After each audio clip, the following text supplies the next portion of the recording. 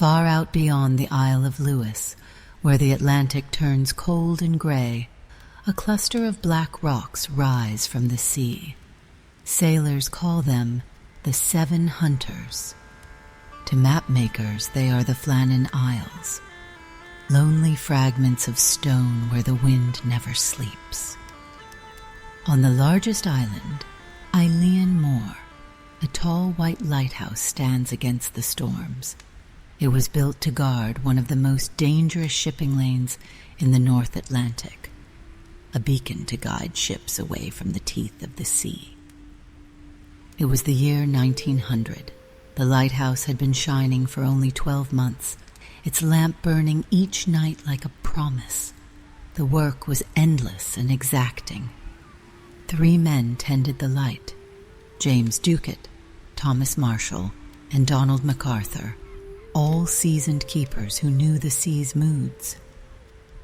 Their lives were ruled by routine: clean the lamp, wind the clockwork, record the wind and tide. At sunset, light the wick and watch the beam cut across the waves. Out there, far from any town or voice, discipline was survival. When the storms came, they struck like living things. Waves crashed against the cliffs, shaking the tower to its roots. The men trusted the walls, the routine, and each other. Nothing else existed but wind and duty. Then, in December, the light went out. For nights at sea, captains saw only darkness where the beam should have burned. The logbooks began to fill with the same words: Flannan light, not visible. When the storm finally broke, a relief ship was sent from the Isle of Lewis to find out what the sea had done. The relief vessel was the tender named Hesperus. When the weather eased, Captain James Harvey turned her bow toward the Flannans and drove into the leftover swell. Men on deck watched the cliff top as they drew near. There should have been a flag at the mast, smoke from the range, someone on the landing to catch a line. Nothing moved but birds and spray. Harvey sounded the horn. The note rolled across the water and died against the stone. He fired a flare. Green light hissed and drifted, then vanished. Still no answer. The island stared back without a face. A boat was lowered with a small party aboard. Among them was Joseph Moore, the incoming keeper. He took the iron ladder at the landing and climbed, hands numb on wet rungs. The path zigzagged up past cranes and derricks used for stores. Ropes lay slack, as if work had stopped mid-breath. At the dwelling door, he found the lock intact. Inside, a hush like a held breath. The clock on the wall had stopped.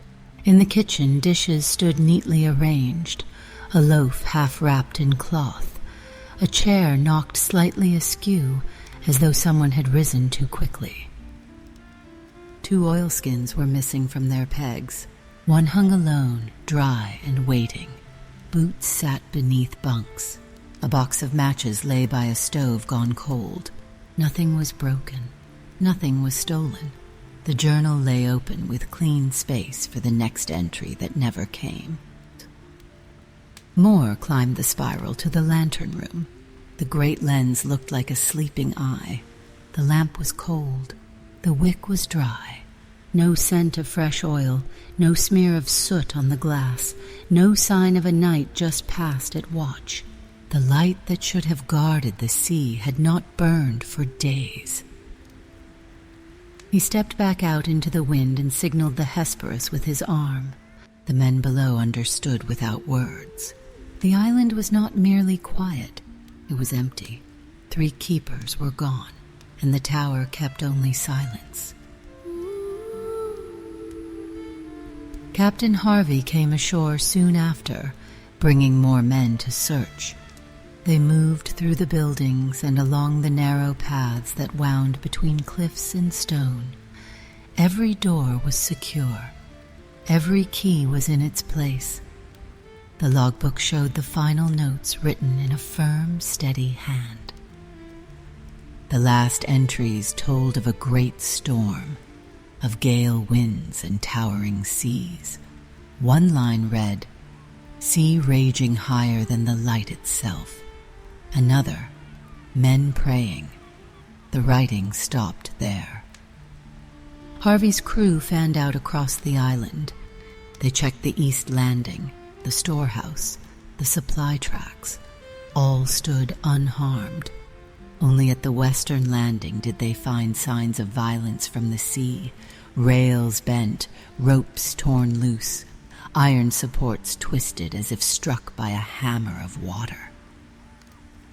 One set of gear lay scattered there, ropes, boxes, and a life buoy wedged into a crevice.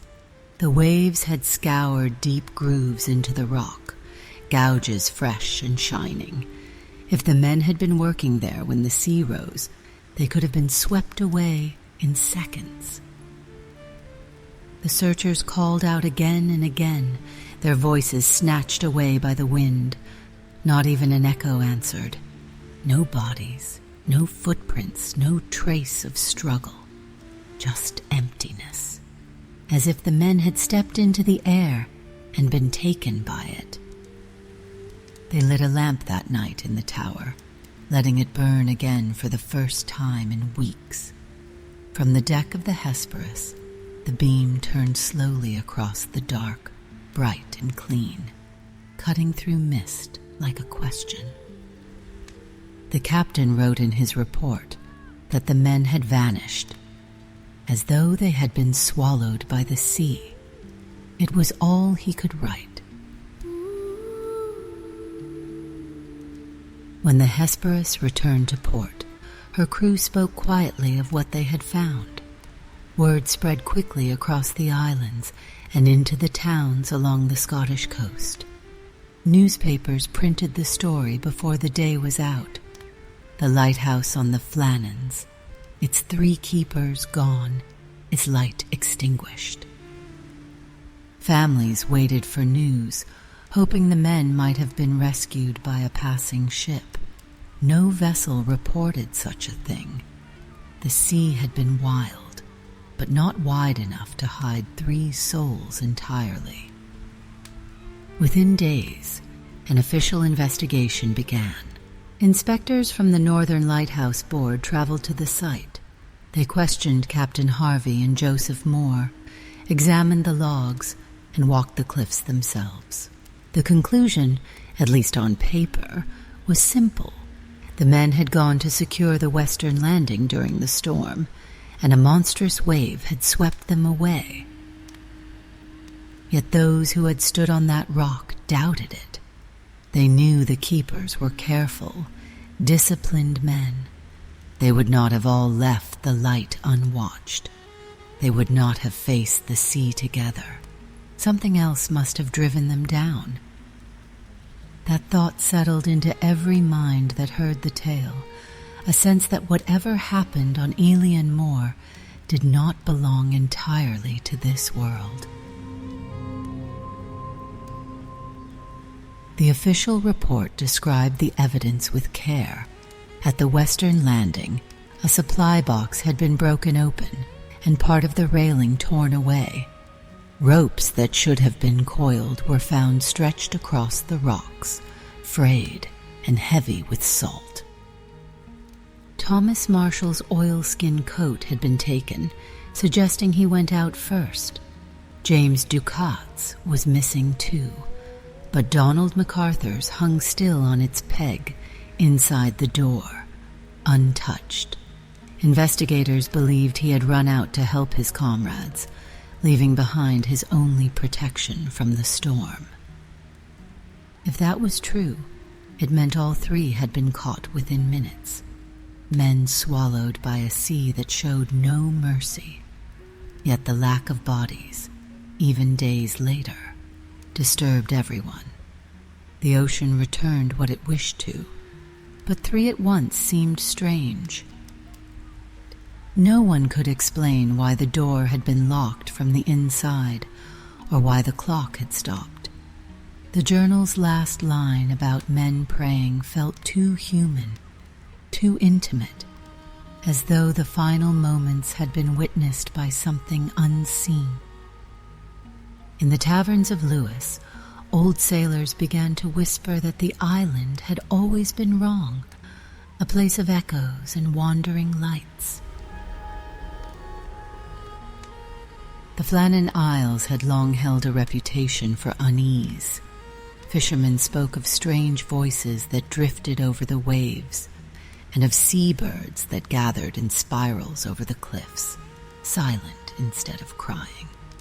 The locals avoided landing there unless forced by weather. Now the story of the vanished keepers gave those old fears new strength. Children were warned not to speak of the place after dark. Ministers preached that no man should challenge the sea's dominion. But the Northern Lighthouse Board could not afford superstition. Another crew would have to return to keep the light burning. Within weeks, fresh keepers were chosen. When the new team arrived, they found the tower in perfect order. Beds made, tools clean, the logbook waiting. Only absence lingered, heavy and sharp as the wind. One of the men later said he never felt alone there, that at night, when the waves were loudest, it seemed as if someone moved just out of sight on the stairs. The lighthouse returned to service, its beam once more sweeping the black Atlantic, but every man who worked there carried the same thought, that somewhere in that storm, something other than wind had come for the keepers. When the Hesperus returned to the Isle of Lewis, her crew could not keep the story contained. The mystery of the Flannan Isles spread faster than any storm. Newspapers printed bold headlines. Keepers vanish from lighthouse. No sign of life found. In the harbors, sailors traded rumors, each more unsettling than the last. Some said a wave had taken them. Others whispered they had gone mad from isolation. A few said the island itself had swallowed them whole. The Northern Lighthouse Board issued a careful statement, written in the measured tone of bureaucracy. It spoke of adverse conditions, unforeseen circumstances, and probable loss by sea. But those who had stood on the island knew the explanation did not fit. The kitchen had been in perfect order, tools stored neatly, logs updated to the very end. It did not look like a place abandoned in panic. It looked as if the men had stepped out for a moment and simply never come back. One detail in particular disturbed the investigators, the final entries in the log. They described a storm of terrible force, winds howling higher than the light itself. One line read simply, "Men praying." That sentence felt too intimate, too human. It hinted at fear beyond the ordinary, fear that something unseen was drawing near. The storm, the broken railings, the missing men, all could be explained by nature, but the silence inside the tower could not. By the time officials finished their reports, the story had already grown beyond fact. Across the Scottish coast, people spoke of the vanished keepers as if they had stepped into myth. In the taverns of Stornoway, sailors told of strange lights dancing above the cliffs on the night the lamp went dark, blue sparks that flickered like distant lanterns, rising and fading into the mist. One fisherman swore he saw figures moving on the gallery in the days after the storm, silhouettes pacing the rim of the tower, though no living man remained there. Others told of voices carried on the wind, calling names that were lost in the roar of the sea. The newspapers seized upon the mystery, publishing sketches of the lighthouse surrounded by ghostly shapes. Spiritualists offered their services, claiming they could reach the dead men and learn their fate. Scientists from Edinburgh spoke of rogue waves and freak winds, trying to restore reason to the tale, but few wanted reason.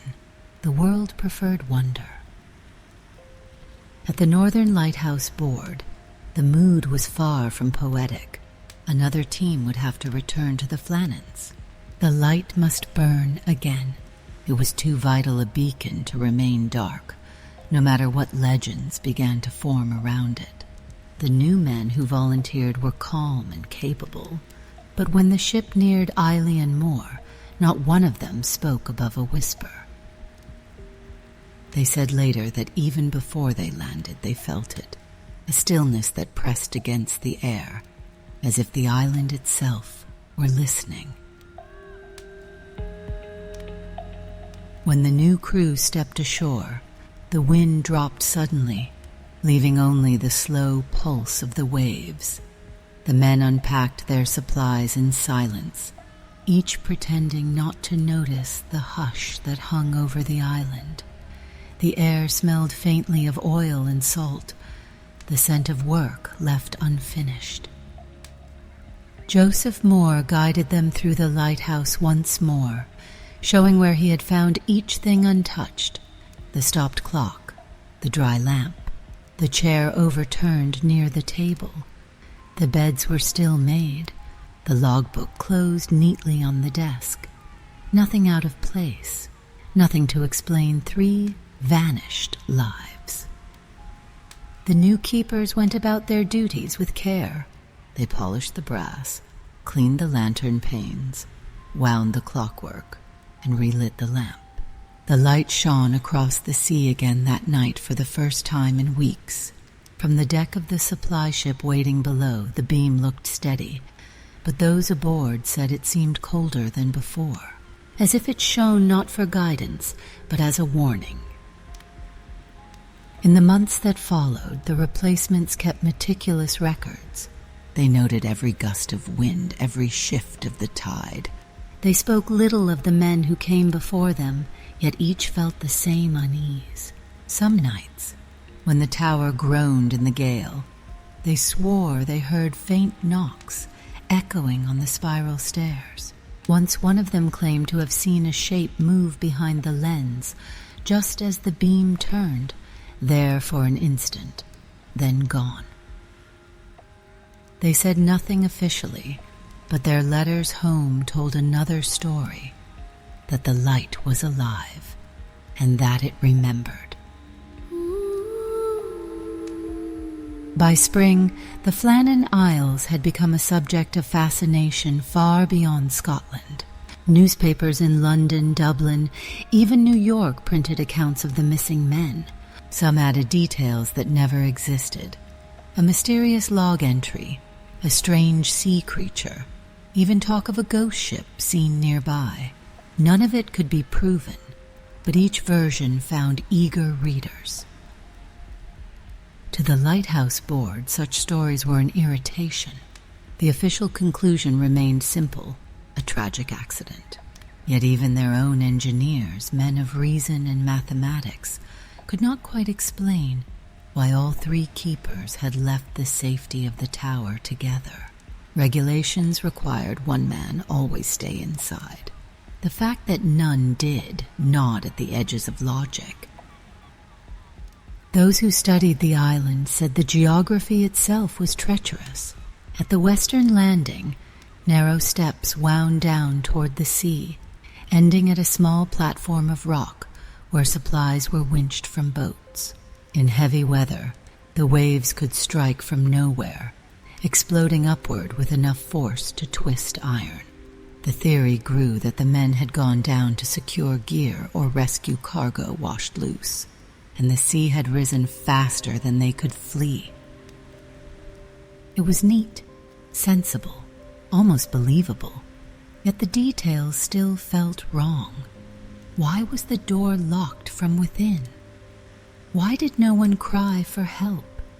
And who, before vanishing, had taken the time to set the kitchen back in order? The questions hung like fog over the water, impossible to clear. Not long after the tragedy, a small fishing boat sought shelter near the Flannans. The crew anchored under the lee of the island and waited out the tide. That night they claimed to have seen the tower's light flicker and die, only to blaze again moments later, though the lighthouse was known to be empty. They spoke of hearing 3 voices carried on the wind, not shouts, but long, wordless cries that rose and fell with the surf. The next morning, the light burned steady as if nothing had happened. When they reached port and told their story, few believed them, but none laughed. Over time, other ships reported odd happenings near the Flannans, compasses that spun wildly, lights seen under the waves, sudden calms where the wind died to nothing. Sailors, practical men by nature, said little. They simply gave the island a wider berth. In coastal towns, people began calling the place cursed. Priests were invited to bless the island, though whether any actually went ashore is uncertain. It was said that even the gulls avoided landing on the roof of the tower, circling silently instead. Whatever haunted the Flannans, it seemed content to remain unseen. When the investigation finally closed, the report filled only a few pages. The inspectors listed damage to the western landing, the loss of life, and the probable cause: men overtaken by extraordinary seas. That phrase became the official truth, printed in bold letters across the nation. Yet those who had served as lighthouse keepers elsewhere recognized something in the story that unsettled them deeply. They knew how carefully routines were followed, how one man always remained in the tower. Breaking that rule was unthinkable. In the months after, the families of the lost men received their pensions and folded uniforms, but no real comfort. Wives kept lamps burning in their windows for a year, hoping the sea might give something back. It never did. The island returned to its rhythm. New keepers tended the light. Ships passed in safety, and yet the story lingered, told quietly in harbors and kitchens. Each retelling made it less about weather and more about something unseen, a presence that still watched from those lonely cliffs. The sea has never liked to explain itself. As months turned into years, the story of the Flannan Isles began to grow beyond truth. In pubs along the Scottish coast, sailors spoke of the 3 missing men as though they were still standing their posts, silent guardians watching from the mist. The sea has always loved a mystery, and this one belonged entirely to it. Stories spread that the lighthouse was haunted. One tale claimed a visiting keeper awoke one night to find 3 figures standing at the foot of his bed, their faces pale as moonlight, their eyes fixed on the lamp above. Another said that sometimes during violent storms, the beam faltered and voices could be heard inside the tower calling each other's names. Such tales were dismissed by officials, yet they persisted. The isolation of Eilean Mòr made the mind play tricks. Even so, the pattern of unease was undeniable. Every keeper who served there wrote something in his journal about the feeling of being watched, the sense that the island was never truly empty. Fishermen continued to pass at a distance. They claimed that on calm nights, the sea around the rocks glowed faintly green, as if lit from beneath. It was said to be harmless plankton, yet the old men muttered that it was the work of lost souls, still tending the light that had failed them. The truth, if there ever was one, remained silent beneath the waves. By the time 2 decades had passed, the Flannan mystery had become legend. Newspapers retold it every winter when the gales returned, polishing old details until they shone like folklore. Painters captured the tower half hidden by storm clouds. Writers turned it into poetry. Even those who did not believe still felt a chill when the tale was told aloud. The Northern Lighthouse Board avoided mention of the story entirely. For them, the light was not a ghost but a duty. They continued to send crews to repair the steps, to replace the lens, and to trust that reason would hold fast against fear. Yet the sea is not a place of reason. The few men who served long terms on the island rarely spoke afterward.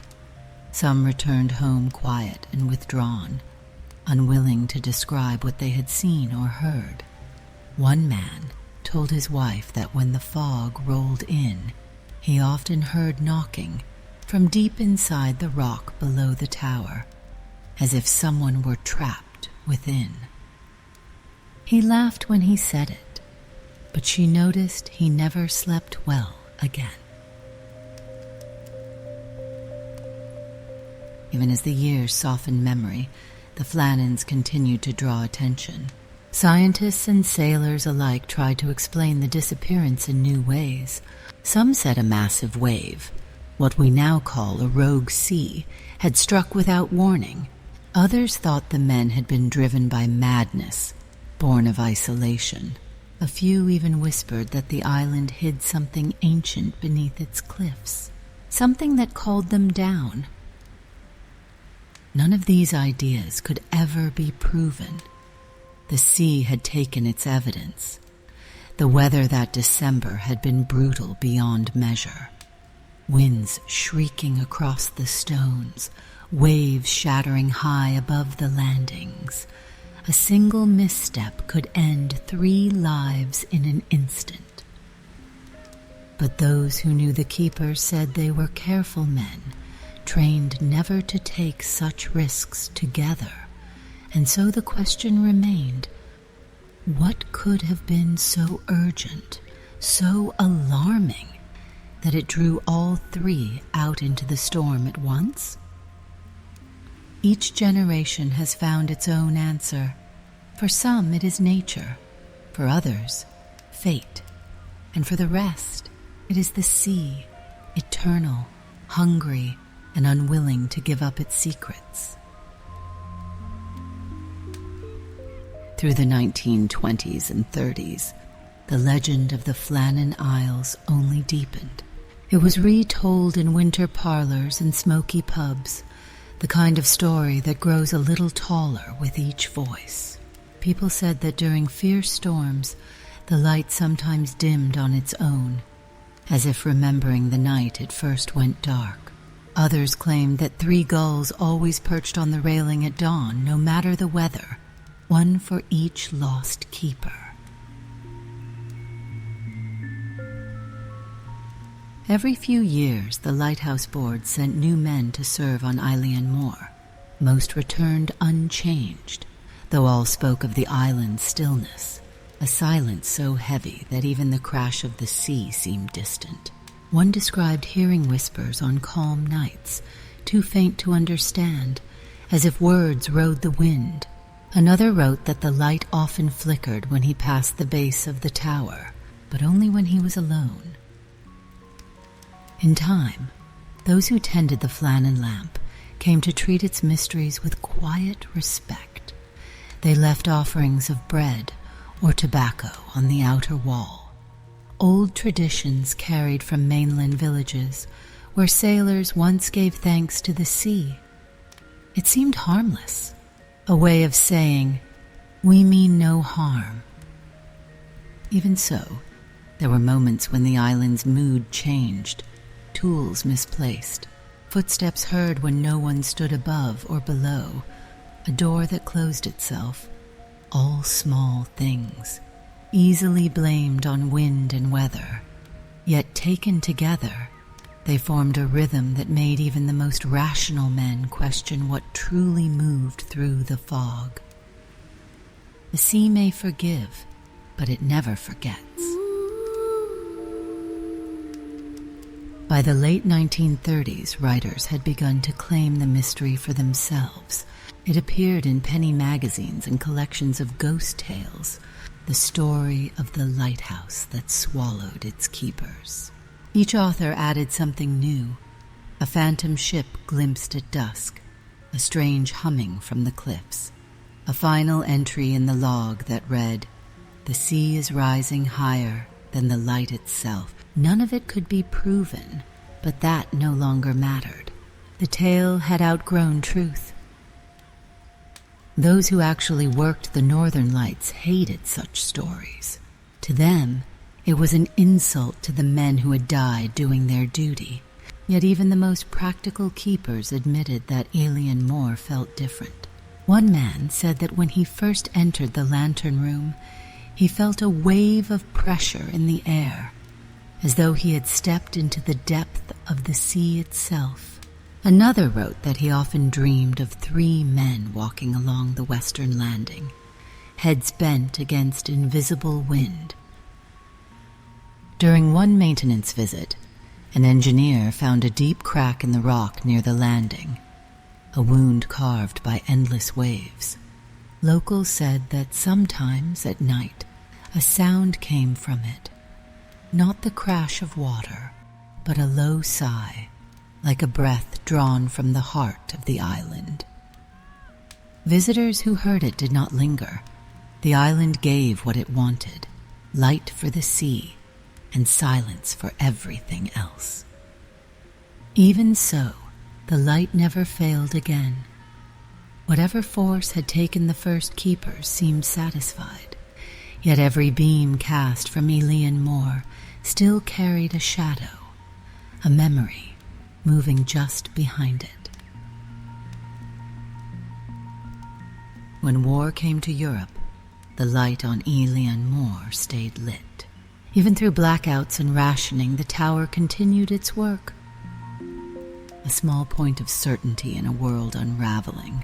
Supply runs grew rare, and the keepers often spent months alone. In their logbooks, they wrote little more than weather reports, but between those lines, the strain could be felt. One entry spoke of hearing gunfire far out at sea, though no battle was recorded that day. Another noted strange lights flashing beneath the surface, green and white, like distant flares seen through deep water. A third keeper, years later, confessed that on still nights, he sometimes heard 3 knocks echo up from the landing.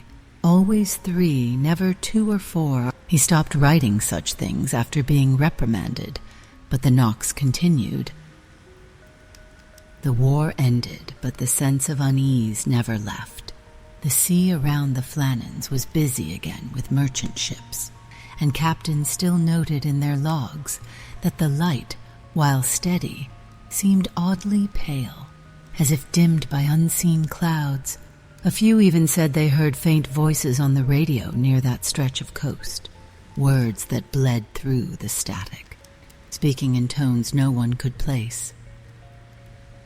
When maintenance crews visited after the war, they found the lighthouse untouched, solid as ever. But the men who stayed there longest claimed that in certain storms, the tower trembled not from wind or wave, but from something deeper. A rumble that seemed to come from the stone itself, like a heartbeat too large to belong to the island. The mystery endured, patient as the tide. In the years after the war, researchers tried once more to close the case.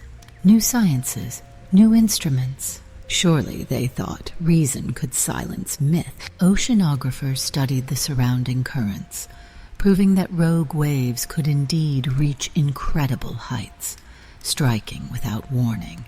Engineers tested the structure of the landing and found marks that could only have been carved by immense force. The facts supported the official theory, yet none could explain why all three men had gone to the cliff together. Why lock the door? Why tidy the table? Why write of men praying when the worst had surely passed? For every question answered, another was born. A few investigators stayed on the island for several days to observe. They reported nothing unusual at first, until the third night. The wind fell completely, leaving the ocean mirror still. Then came a vibration through the ground, faint but steady, like the purr of distant machinery. It lasted a minute, perhaps two, and then stopped. Instruments recorded nothing. The men left the next morning, shaken though unwilling to admit it. One of them, in a private letter, wrote that he dreamed that night of the missing keepers standing beside his bed, their coats soaked, their faces calm. They said only one thing: the light must never go out. He never returned to the Flannans. By the 1950s, the legend of the Flannan Isles was woven so tightly into Scottish folklore that few could tell where fact ended and imagination began. Tourists came to gaze at the distant specks of rock from the Isle of Lewis, pointing at the faint gleam of the lighthouse far out at sea. Guides told them the old story: three men gone without trace, their light dark for days, their fates claimed by the Atlantic. Writers and radio dramatists found the tale irresistible. One popular broadcast retold it as a ghost story, with the keepers haunted by the voice of the sea. Another turned it into a moral lesson: the danger of human pride against nature's will. Yet those who had truly known the keepers spoke little. To them, the story was not entertainment, but grief left unfinished. In quiet corners of the pub at Stornoway, men who had once served the Northern Lights still raised a glass before speaking of the Flannans. They said the island was not evil, only awake. They believed the sea itself had a mind, and that sometimes it simply decided to take something back.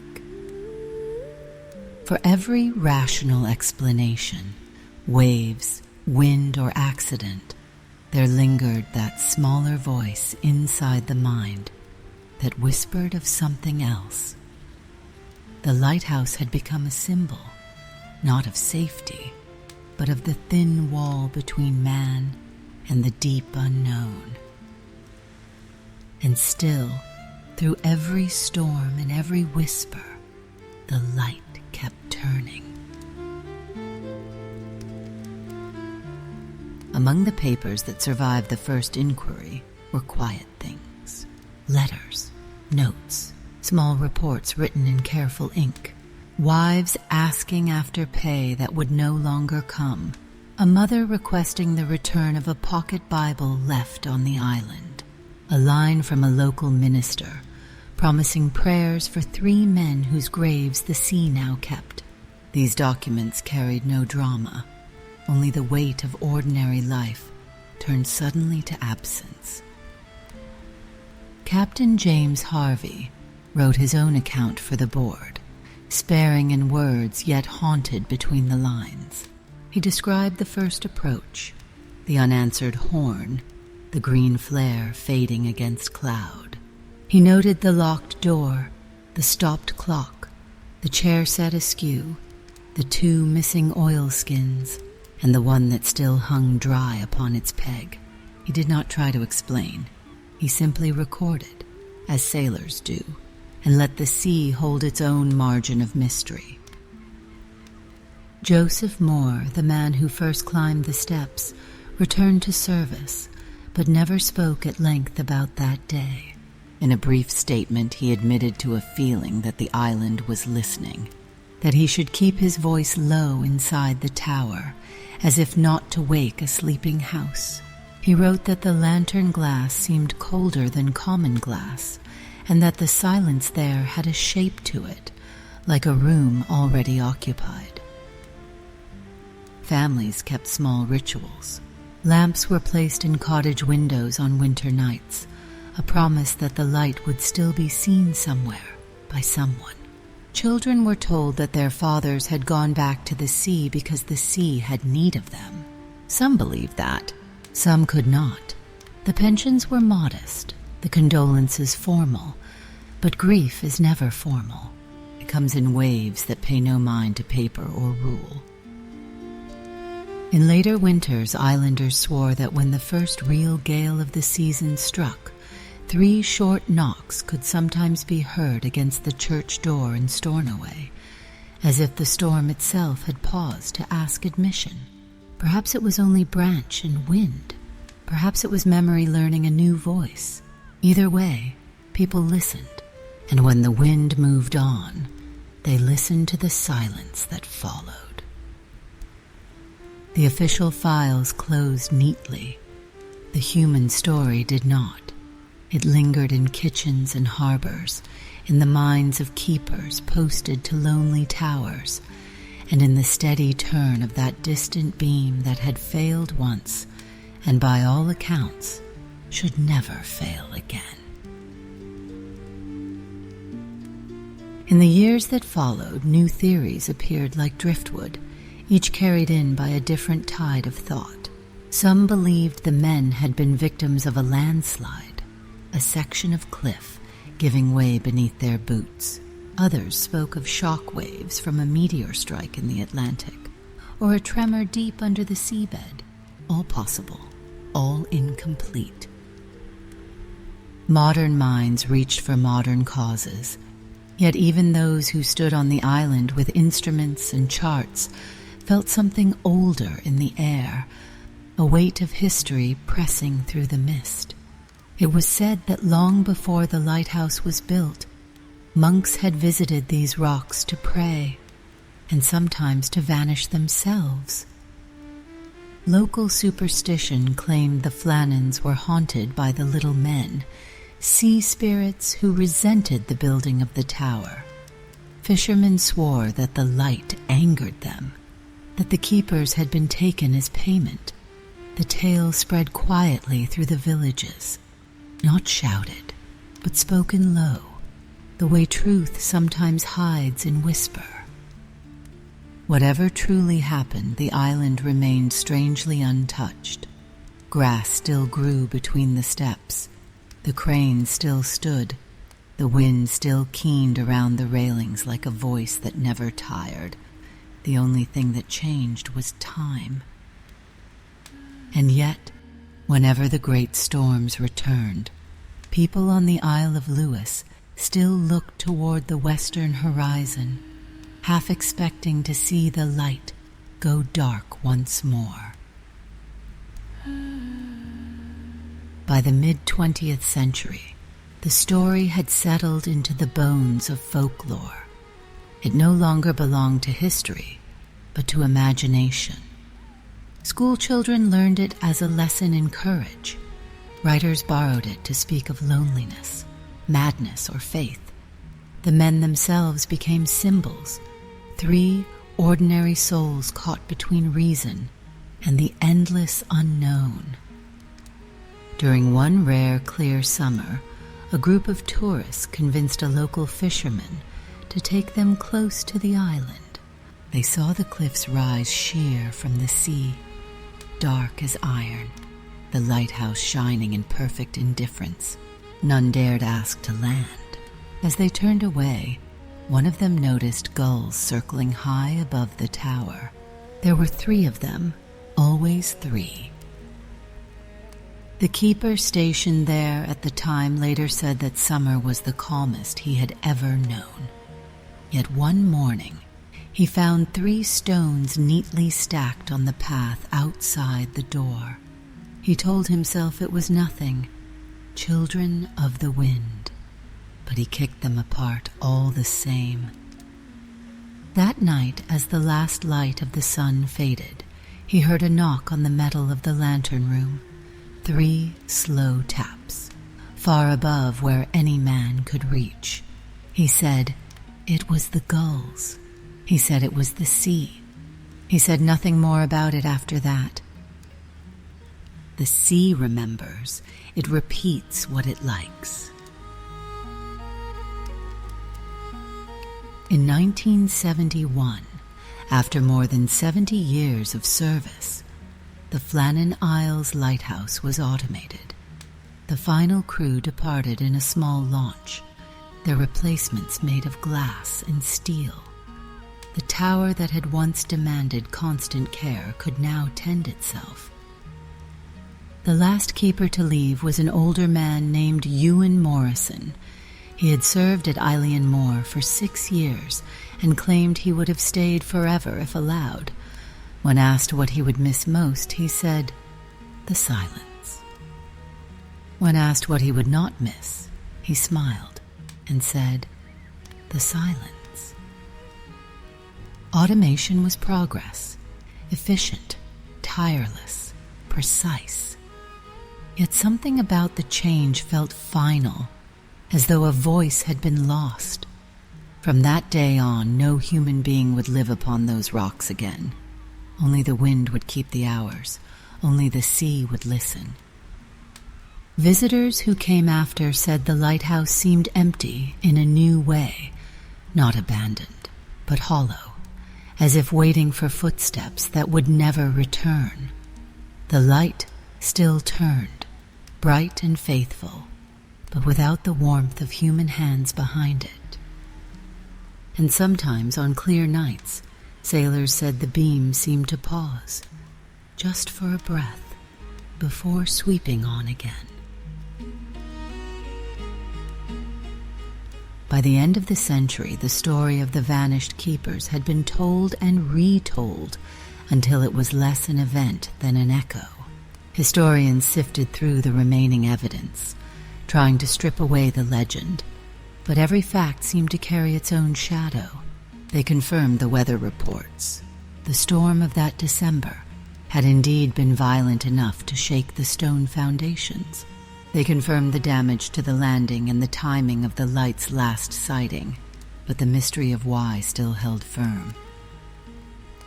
Psychologists spoke of isolation, of men lost within their own minds. Poets spoke of fate and the endless hunger of the sea. Scientists blamed coincidence. 3 men, 1 wave, nothing more. But those who had grown up under the glow of the northern lights were less certain. They said there are places on earth where explanation runs thin, where reason slips like sand through the hand. And so the Flannan Isles remain exactly as they were, unreachable, indifferent, watched only by birds and by the turning lamp. The keepers have long since faded into story, but their absence has a shape to it, like the hollow inside a seashell, proof of something once alive. It is said that the light still burns brightest on the anniversary of the men's disappearance, as though the tower itself remembers. Over the years, visitors continued to report small things, a sound, a flicker, a feeling. A technician sent to repair the lens, Motor, wrote that he often caught the scent of tobacco smoke drifting through the stairwell, though smoking had been banned for decades. A photographer spending one night on the island swore that his equipment recorded a second, fainter beam of light, one that turned counter to the main lamp before fading into the dark. Rational minds dismissed such talk, but even skeptics spoke softly on Eilean Mòr. The silence there demanded respect. The cliffs, the waves, the tower itself seemed to hold memory like stone holds heat. Sailors passing beneath still look for the beam. It turns slow and patient, cutting through fog and rain, through time itself. It is a constant promise, yet also a reminder that even in our age of engines and satellites, there are places that remain untamed. No one has ever truly solved the mystery. Perhaps it was meant to stay unsolved. Some stories lose their power when the ending is known. Others live forever in the questions they leave behind. And so, the lighthouse stands alone, a keeper of its own silence. The sea still breaks against the cliffs, the gulls still circle, and the beam still sweeps through the mist, each revolution marking another heartbeat of time. When the storms rise and the waves crash against the stone, locals say the sound carries a note of something human. 3 voices within the wind, calling to one another, and then fading away. Perhaps it is only the shape of grief given sound. Perhaps it is something else. In museums and archives, the story of the Flannan Isles is preserved in ink and photograph, black and white ghosts trapped in pages. But the real story lives out there, on that lonely rock, in the meeting place of light and sea and memory. Every sailor who has seen that beam knows the feeling, a flicker of awe, a touch of unease, the sense that someone is still keeping watch. The world may have moved forward, but the lighthouse does not forget. The light turns, the sea answers, and the mystery endures. Many have tried to write the final word on the Flannan Isles mystery, to end it neatly, to close the book. But mysteries born of the sea have no endings. They shift with the tides, growing quiet for years, before returning to haunt the imagination once more. In Scotland, storytellers still speak the names of the keepers: James Ducat, Thomas Marshall, and Donald MacArthur. Their fates unknown, their service remembered. In small coastal museums, visitors stand before displays of oil lamps and weathered logbooks, staring at the familiar handwriting that once marked the passing of wind and wave. It feels almost alive, as if the writer has only stepped out for a moment. The light itself has outlived them all. It burns with electric certainty now, powered by sun and circuit instead of flame and faith. Yet that does not make it less human. The light is a voice, the last thing left behind by those who vanished. It tells every ship that passes, we were here. And perhaps that is all any of us leave behind, a light burning a little while longer against the dark. If you stand on the cliffs of Lewis on a clear winter night, you can still see it, a pin of white far across the Black Sea. The beam sweeps the horizon every few seconds, steady and tireless. Between flashes, the darkness returns, deep, absolute, endless. People say that sometimes, if you watch long enough, you'll see the light hesitate. A pause too brief to be real, like a breath taken between words. Old sailors believe that in that heartbeat of stillness, the spirits of the keepers pass before the lens once more, ensuring their watch is never broken. It is a comforting thought, and perhaps that is why the story endures. The world has few mysteries left, and fewer that feel so close, so possible. 3 men, a storm, a silent tower, and questions that the sea refuses to answer. The wind still carries their names, the waves still speak their story, and the light still turns, turning for them. More than a century has passed since that winter of 1900, yet the Flannan Isles remain what they have always been: wild, beautiful, and remote. The lighthouse still stands, shining each night over a restless sea. It keeps no secrets, yet it gives none away. For those who love the sea, the story of the vanished keepers is not one of horror, but of devotion. 3 men bound by duty until duty itself became their fate. Perhaps the storm took them, perhaps something greater did, but in the end, they became part of the sea they served. And maybe that is how the sea repays loyalty, not with mercy, but with memory. So if you ever see that far-off beam cutting through the dark, pause for a moment. Listen to the wind. Somewhere in its voice, you may still hear them, the last keepers of Eilean Mòr, watching, waiting, forever tending their light. The Flannan Isles have become a pilgrimage for those who chase mysteries. Filmmakers, historians, and curious travelers have all looked across that restless water, drawn by the same pull that once brought 3 men to its shores. They speak of the wind's strange pitch, the weight of silence that lies between the cries of the gulls. The island accepts visitors, but never welcomes them. Every few years, a maintenance crew still lands, climbing the same steps where the keepers once walked.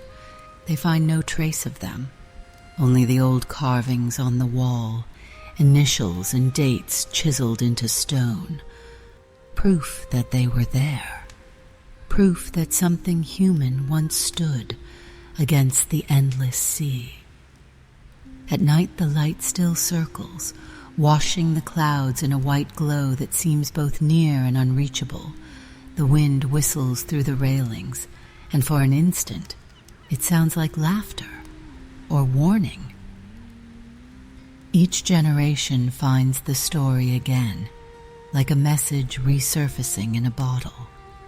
The mystery endures because it reminds us that even in a world of reason, there are places reason cannot go. The ocean has always been both cradle and grave. It keeps the living and the lost, the known and the unspoken. On calm days it looks harmless, yet beneath lies power enough to erase whole stories in a heartbeat. The keepers of the Flannan Isles knew this truth better than anyone. They lived their duty inside that border between safety and surrender. Perhaps that is why their disappearance resonates so deeply. It is not only about fear, but about devotion. They face the sea every day, trusting it, respecting it, and at last becoming part of it. Their mystery is not tragedy. It is transformation. The sea remembers those who serve it. The light turns for them. And sometimes, when the wind moves just right, it seems to whisper their names. Scientists still visit the island, mapping the cliffs and measuring the tides. They carry devices that record every tremor, every whisper of wind. But what they take home never matches what they felt while standing there. Even the most rational minds admit that the Flannans possess something beyond measure, a kind of presence that clings to the air. Technology may solve many things, but it cannot answer wonder. And so the questions remain. What drew the men outside? What stopped the light? What waited in the storm? Somewhere between the crashing waves and the silent tower lies the truth.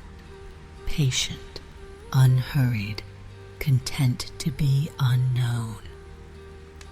Every mystery needs its silence. Theirs has lasted more than a century. Now the story belongs to time. It lives not in evidence, but in retelling, whispered by sailors, printed by writers, spoken by dreamers. The lighthouse stands eternal, its purpose unchanged, its heart unchanged. Each night it reaches across the water, a single white breath calling to the horizon. And perhaps, on some distant shore, another watcher sees that light and feels comfort without knowing why. That is the true legacy of the keepers, not their disappearance, but the light that still endures. It shines because they believed it should never go out. It shines because their story insists that some mysteries are not meant to be solved, only remembered. The Flannan Isles remain a question written in stone and water, an echo that refuses to fade. The lighthouse still burns, the sea still moves, the wind still carries whispers from a night long gone. More than 100 years have passed, but the mystery of the Flannan Isles has not dimmed. It endures, turning with the light, circling endlessly, like the beam across the waves. Perhaps one day the sea will tell its secret, perhaps not, but the silence left behind is part of the story, a reminder that not every truth is meant for understanding. If you have listened this far, if you have followed the light through fog and time, you have stood where the mystery lives. This has been the Flannan Isles Lighthouse Keepers, told by myself, Regina Sage Monroe, of Sleepy Mysteries. If you enjoyed this story, subscribe for more true tales that will keep you wondering long after the light fades.